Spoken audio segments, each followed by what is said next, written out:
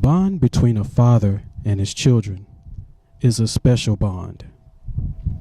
Birthdays, recitals, sporting events are all special moments that mold and shape a child's life.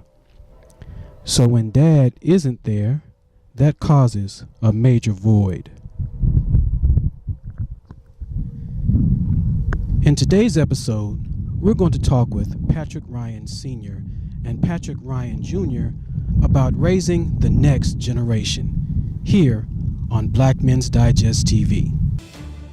Father sets a foundation, not only a foundation in the early years.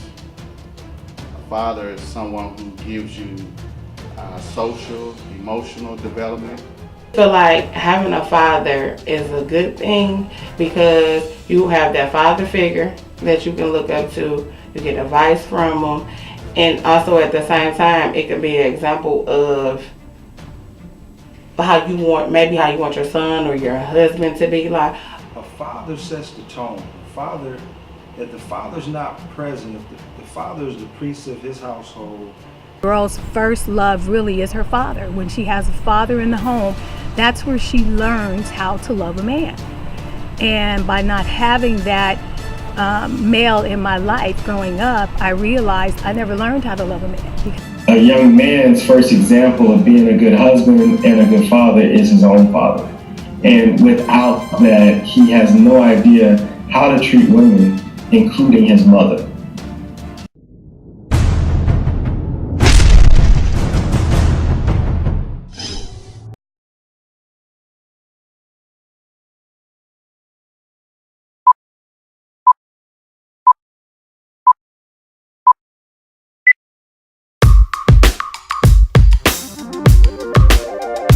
We're back, and I'm your host, J. Anthony Smith with Black Men's Digest TV, where we talk about issues that are important to the black male. So as we mentioned, our topic today is raising the next generation, and as our guests today, we have Patrick Ryan Sr. and Patrick Ryan Jr. So thank you, gentlemen, for coming out and basically taking part in our interview. How you doing today? I'm doing great, man. Thank you for having us. We're really excited. Not a problem. How you doing today? Good. Good. Okay, so how about just introducing yourself to our audience? Well, how you doing? My name is Patrick Ryan. I am from Fort Myers, Florida. I'm currently a football player, model, actor, and this is my son, Patrick Ryan Jr. Tell him what you do, man. I play baseball, basketball, football, and track. All right. Well, you're just an all-around, all-purpose man. I like that. So let's just go ahead and get down into it. So, Patrick, tell me, what is the most rewarding and challenging thing about being a dad? Well, I guess we can start off with the most challenging thing. The most challenging thing as a father, especially being a young father, is I think time management. I mean, being a young father, I'm still trying to chase my dreams and chase my goals. But at the same time, you need to make sure you're devoting all your time to your son, to your child. You have to be there for him. You have to guide him and show him the way. So I think time management and trying to chase my dreams and help him chase his at the same time is definitely probably one of the most challenging things. But of course, the most rewarding thing beats the challenging thing. The most rewarding thing definitely is seeing your son, seeing your child walk into your footsteps, and doing the things that you have instilled in him since he was born, and seeing him do it the right way, and doing things that I've taught him the right way, and it's very humbling, very rewarding. It's the greatest feeling as a father. Okay. So Patrick Jr., how does it feel? How do you like hanging out with your dad? I love it because I get to spend time with my dad. Okay. So what's the favorite thing you like to do with it? I like to go to my best friend's house and play with my dad and run some routes. Oh, run routes? Okay, all right, well, good. So Patrick Sr., was your dad in your life? Is that some of the reasons that have inspired you to be as involved as a dad as you are? I mean, somewhat. I think that was definitely one of the most challenging things for me, is I didn't have probably the strongest relationship with my father. So, with not being as tight as I wish we could have been, that I didn't want that for my son. I didn't want that disconnect. I didn't feel like my father was somebody I could always come and talk to if I had a problem, or somebody I could just, man, Dad, this is going on in my life. I didn't want that for my son. And I promised myself the day I do have a child that I want it to be different. I want to be his best friend. I want him to be able to come to me and if any problem happens, like, Dad, this is going on in my life. Can you help me? Can you teach me something? I won't, especially in our generation, it's hard to find a lot of parents that are not necessarily just yelling at your child and just are there for him and just trying to teach them the right ways. And that's definitely something that has inspired me and has helped me become a better father, because this is my first time, it's my first child, so I'm still learning as I go. But just knowing as a kid, yearning for that growing up, that's definitely something I don't want him to have. I want him to always know that my father loves me, my dad is proud of me, he's there for me, and he has my back always. So I just want him to always know that, and always know I got you. All right, so Patrick Jr., tell me, do you want to be like your dad when you grow up? Yeah, I really do. Okay, all right, well, good. So tell me this, well, as I mentioned, our topic is about, training or rearing the next generation. How important do you think that is, that we train or raise the next generation of young men? It's imperative. It's so important. Me coming from where I come from Fort Myers, Florida. It's a very rough city. It's an inner city. So growing up with all my friends, especially in athletics, very few of us had fathers. There was very few real strong male figures. But luckily we had great coaches. We had guys who went to the NFL and came back and helped. We had we had a village. We had good men, good coaches in athletics that helped us grow. And the thing is, especially coming from the inner city, it's so easy to get off track. It's so easy to get into the wrong things and get unfocused and get in trouble. And for us, especially in the black community, we always look at athletics, entertainment, ways of making it out. And that was the way for me. Athletics always kept me on the straight and narrow, and always kept me out of trouble growing up. And so that's something I wanted to always instill in my child, because sports has been such a blessing in my life. So it teaches discipline, character, structure, teamwork, and I wanted to do the same thing for my son. So when you're young and you have sports or something, a goal that you're heading towards, you tend to stay more focused and stay on a straight and narrow and not straight, because you're going after something. So especially in our community, it's so important as fathers, as leaders. There's not many of us. Everybody loves mama. We know this. We know mama's holding it down. But we need more fathers to be there. And especially in my community, I will say this. In Fort Myers, growing up as a child, we didn't have many of that. But now seeing the next generation, all of my friends, all the guys I hang out with, we're all good fathers. We're all out there coaching our kids, and they're really raising greatness out there. I am so looking, and Fort Myers is a gold mine when it comes to talent. When it comes to athletics, we have so much out there. And now seeing the next generation being raised the right way. And I know they're not going to be in the streets. They're doing the right thing. So it's so important. And we need leaders like that. And I don't think we have a lot of that. So I think it's so important in our community for men to stand up and do the right things, and show our young kids the right way to do it. Don't just tell them what to do, show them how to do it. Because kids are so visual. You can tell them all day till you blue in the face. They ain't going to listen. If they see you do it, kids are visual. They're going to act with what they see. So be the example. Don't just be a voice. That's a definitely important point. Always action is more louder than words. You have to. We can talk, like you said, talk to kids all day, but if they see you doing opposite of what you're saying, then it basically negates everything that they just said. So, what would you say, Patrick, is the most important thing that you would want your son to remember about you? What I want, and we talk a lot, me and my son. We especially, we have a very like a father-son coach-player relationship. But what I always want him to remember is to always work hard. Nothing in this world, son, is going to be given to you. Nothing. You have to work hard for everything you get. Everything. And we talk about that when sports, in our training. It's funny, he's 6 years old. I work out at a gym. The kids aren't allowed to go in there. They have to go in the kids' room. But they understand what I'm trying to do with him. They understand the greatness I'm trying to raise him. So they let him come work out with me. He comes to the gym with me every day. He works out, trains with me every single day. We go to the football field every day. We get it in.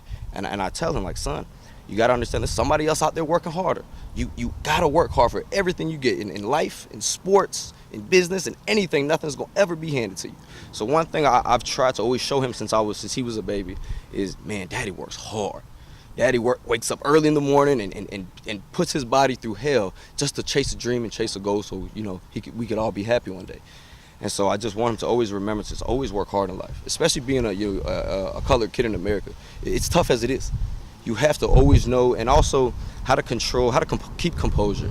You need to control your emotions and control your anger. That's something especially as colored kids in America, we do have anger. And we have been lied to. It's okay to be angry. It is okay. But you need to understand, I teach them all the time, I say we're lions. You need to know when to let the lion out. It's okay to let the lion out sometimes. But most of the time you keep it in. Yes ma'am, no ma'am, yes sir, no sir. You be very nice, very respectful to people. But there's certain situations in life you gotta let the lion out. And that's okay, you can't be afraid to do so. So there's a lot of different things I teach my son. I try to make sure he knows in life, because there's so many situations that I've been through.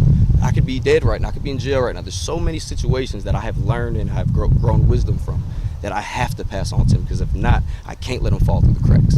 I have had so many friends that have been the greatest athletes, the smartest, most talented individuals you'll ever meet fall through the cracks because of what goes on out here, and that's how it is. So, and there's no excuses. I'm not gonna make an excuse. You're my son. I'm gonna show you the right way and how to do it. So just always work hard, give it your all. Don't ever take a day off, and always remember how to control and keep composure. Always, and how to control your anger. So that's the main thing I just wanted to always know. That's awesome. So, Patrick Jr., when you're out there and you see your dad working hard, how does that make you feel? It feels great because that means that I need to work hard just like my dad. Awesome. So Patrick Sr., when you see your son out there, running the routes and working, doing the push-ups and all that, how does that make you feel? And that's an awesome question, because since he was born, it's funny, since he could walk, been training him. We've got on the ladder. I have videos when he was 1-2 years old doing the ladder drills, and from football, basketball, baseball, track, everything. And this past year was his first year of contact football. It was his first year, and I always talked about before I had a son, I was like, man, one day I'm gonna have a kid, I'm gonna train him, he's gonna be the best thing to ever play ball. He's gonna be first time he plays, he's gonna be running everywhere, making moves. And it was funny, his first year he really did just that. He blew past any expectation I could have ever imagined. He had like over 1,500 rushing yards, 15 touchdowns in like 9 games. He was really short of amazing. Nothing short of amazing. And man, it brought a tear to my eye every game. Like, he doesn't understand, almost every night when he used to go to bed after them games, boy, I used to tear up and just so proud of him. And it really motivated me. It's funny, I've scored a lot of touchdowns in my life, thrown millions of touchdowns. Boy, I have never been so more excited than seeing that boy run down that sideline and get in that end zone. And even now talking about it, I get emotional. And it motivated me to work harder. I currently now, I just signed with a professional arena football team in Chicago called the Bloomington Edge. And a lot of these guys, if they do well, they get pulled up to the NFL and pulled up to the CFL. So seeing him do what he did this year on that field, it made me and my brother Noel Devine just say, bro, we got to work harder this time. We got to get back on this field. Seeing them do that, now we got to show them the right way to do it. So now, since that happened, God has been working, and I just signed a contract. I actually leave February 1st. So, and that's a tough thing. We've never been away from each other. I've been there. We're together almost every day, and being away for a couple months now to play ball is going to be a tough thing. But there's also going to be a lesson for him and a lesson for both of us. In life, you got to take leaps. You got to jump, son. You can't play it safe. In life, sometimes you got to take a leap and take chances. And it may hurt, and you got to sacrifice things. And our sacrifice is we're not going to be able to hang out every single day for these next 3 months. Yes, sir. Because daddy's chasing a dream, the same dream that you chasing. Yes, sir. But if I don't chase it, how are you going to learn how to chase it? So now I got to show you the way to do it. And one of my goals in life has always been, I want my son to see me play. Last year, he got to see me play. I played in the NFL Development League here in Miami called the RPFL. But he was a little younger. It was like 1.5 years ago. Now he really understands. He gets it now. All he does all day is watch Odell's highlights and YouTube highlights of football players all the time.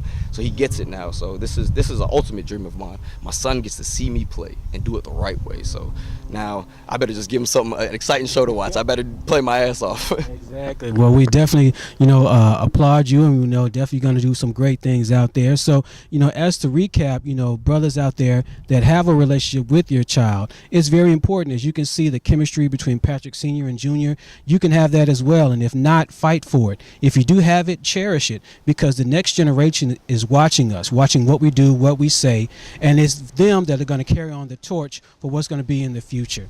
So, Patrick, tell us how we can follow you on social media. I'm big on Instagram. I put most of everything I do on Instagram. It is P Ryan QB7. P, my last name Ryan, then QB, the number 7.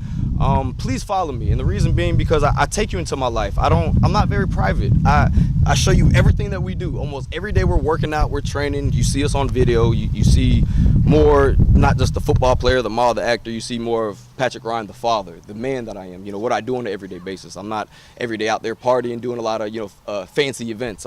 Most of the times I'm at football, Pop Warner, Little League baseball, basketball games, the whole 9. We're always training, doing a lot of dad stuff. So yeah, please follow me. I'll take you into my life, my journey. We have a lot more coming, I promise you. And man, you ain't gonna help but be able to fall in love with this kid, man. He's a good kid, no lie, not just because he's my son, man. He does great in sports. He gets straight A's. He gets a great behavior report.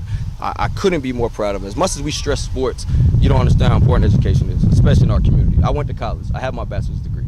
So that's not something I talk about a lot. I don't use it because I'm doing everything I'm doing now with athletics and entertainment. But that's something you need to know. Degree is important. I have my degree, so education is so important to us as well. So I try to make sure we find a good balance between everything, because I've seen those coaches and seen those guys who have tried to be so hard on their son, and that they fall out of love with it. So you gotta, as fathers, you gotta understand you can't push them too hard.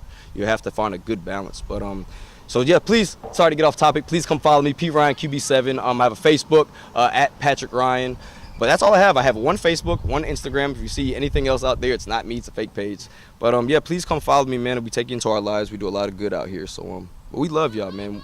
We really do appreciate it. Thank you so much for having us. Not a problem. Thank you both for coming out. And Patrick Jr., we're going to definitely watch for you in the future on the football field and doing great things. So is there anything you want to say to anybody before you go? All you gotta do is just follow my dad on Instagram, P Ryan QB7. All right. Shout out to your friends. I'm gonna give shout out to my best friend Noel Devine, and that all we want to do is work out and work hard. And who else? Your other friend? RJ. All right. All right. Well, again, thank you, brothers, for this episode of Black Men's Digest TV. Be back next week. We'll have more inciting information, great information that can help you in your pathway. So follow us on our website. It's blackmendigest.com. We're also on YouTube as well. So this is your host, J. Anthony Smith. Thanks so much, and we'll talk to you soon.